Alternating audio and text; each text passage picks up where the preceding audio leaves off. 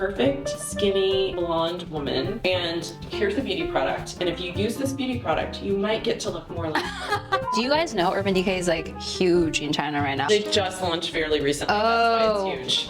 Hello， 大家好，我是伟，欢迎回到Goingmywei。今天我们来到了著名的Caliray。说到Caliray，可能很多人还不知道，但是提到 Urban Decay 衰败城市，现在是国内非常非常火的彩妆。那今天我们去的就是 Urban Decay 的联合创始人，也是Caliray的 founder Wendy 的 office。Hi. Oh my god, you are so glam. Oh my god. Come on in.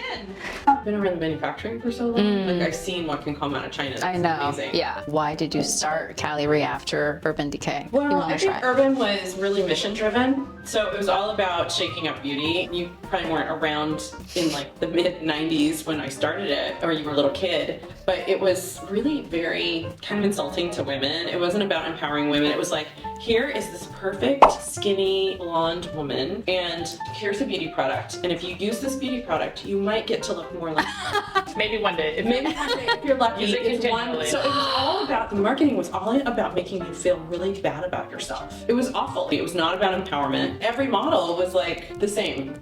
And so, you know, we started Urban and the mission was beauty should be about self-expression. It should be about showing the world who you are, enhancing your own beauty any way you want to do it. Whether that's like very traditional and classic or whether that's like off the charts crazy. The whole mission of Urban was to give you the tools to do that. We didn't use traditional beauty packaging. I was buying tins and putting the eyeshadow in like little metal tins, which I found out were supplied to me from the mafia, but I didn't know that.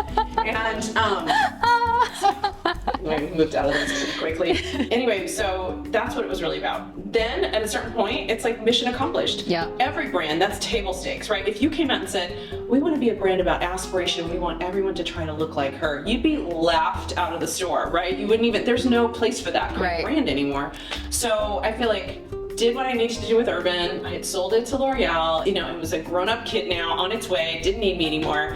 And I met Jenna. We were both obsessed with sustainability. And I have always been obsessed with clean. It takes a lot of time to find the materials so that I'm using low impact decoration. Like the palette, you'll see it does not have a mirror in it. Right. Mirrors are super toxic. They're really bad for the environment. They also make the thing hard to recycle. So we actually are offering on our website a stainless steel mirror that you can pop in, and it comes in a little denim pouch, so you can pop it out and just use it as a purse mirror, but you can pop it in and it's gonna cost like $8. So our goal is, like, to me, sustainability is the next frontier in beauty. It's the next sort of mission that needs to be accomplished. How do you define clean beauty? Because I know there's multiple standards, right? Right, so we use the Sephora Clean standard as our baseline. It's a pretty good standard. And you have to remember, like, people look at names on ingredients and sometimes they're very inert things. They may have a long name, but it's a very inert thing that's not gonna harm you. Sometimes something like organic lemon oil can be very like hard on the skin, right? It can be like, it can give you a rash. As I learned one time, because I was like, more is more, right? Yeah. I did an essential oil bath and I put a bunch of lemon essential oil in and I gave myself a diaper rash. So I'm just telling you, like, don't always assume because it's like an organic this or that, now that it's not gonna be irritating. If you are a sensitive person, you have to know the things that bother you and check that ingredient list, but our definition of clean really is closely aligned with Sephora's. I actually saw you were a model for a couple years. Oh my God, for a couple years. But the problem is I have a booty. I have a booty. And so back then you had to be like, stick straight, and they'd always be like, can you stop playing sports so your bum's not so bubbly and big? Like now that's good, right? And I'm glad it's good. And I'm so glad you didn't do anything to your bum. No, what would I do? I don't know that there's anything you can do. Your hips are hips, you know? So I'm a model. I can tell. So I look up to you so much, not only because, you know, you built this crazy empire and you're revolutionary, but also I just feel like other than model, I don't know if I can do anything else. Even when I was trying to become influencer, I was so hesitant. I was like, I'm not built for this. I don't know anything else other than acting, other than modeling. What do? I feel just so insecure, always doubting like if I'm making the right choice. Always. I think everyone has it. I think a lot of women have it. Of, you know, like imposter syndrome is what they call it, and I have it too. I mean, even with this Caliray, I'm like, okay, I did it once, but could I do it again? You know, like sometimes like I always want to project confidence and bring confidence to my team. Everyone's got that tiny little voice in their head that's like, can I? Should I? Am I built for this? Did I make the right choice?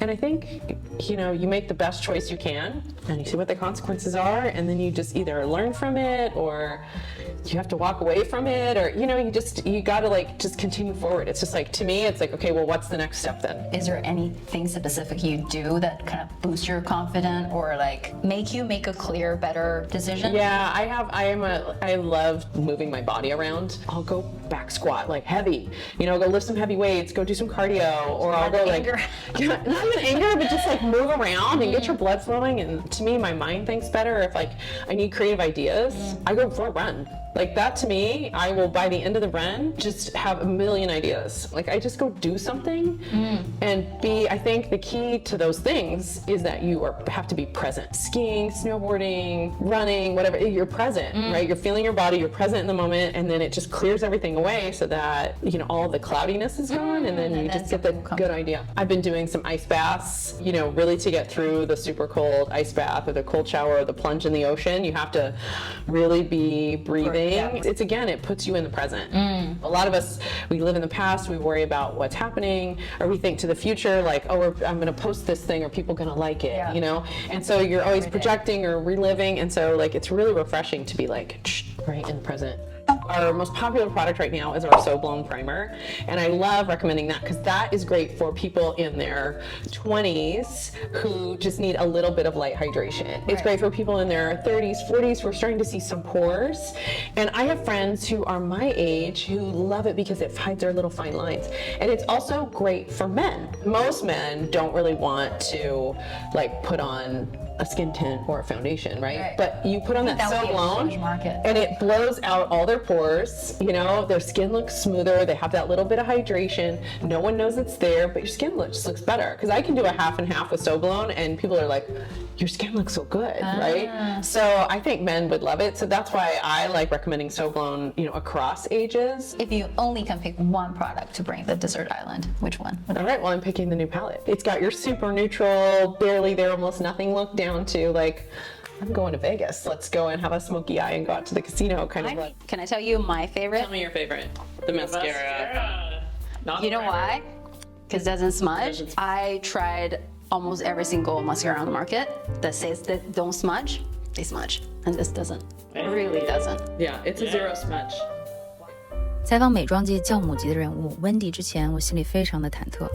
见了面以后呢，感觉她像一个阳光、积极、自信的大姐姐，亲和力十足，真诚地跟我分享她的创业之路。其实我很感谢她这样有远见卓识的女性，在那个审美相对单一的时代，逆流而上，掀起一场革命，不仅改变了美妆行业的审美标准，更给我们更多的选择和自由。其实我们每个人都有自己独特的美，世界的多彩也源于你我不同的美。然后这个视频完全就是一个私人的小小的见面，没有推广。但是如果大家对他们的产品感兴趣的话，真的可以尝试一下。今天的会面，我觉得自己受益很多，很想跟大家分享。如果大家以后还想看这类的视频呢，可以评论区告诉我哦。我们下次再见喽，拜拜！不要忘记点赞哟。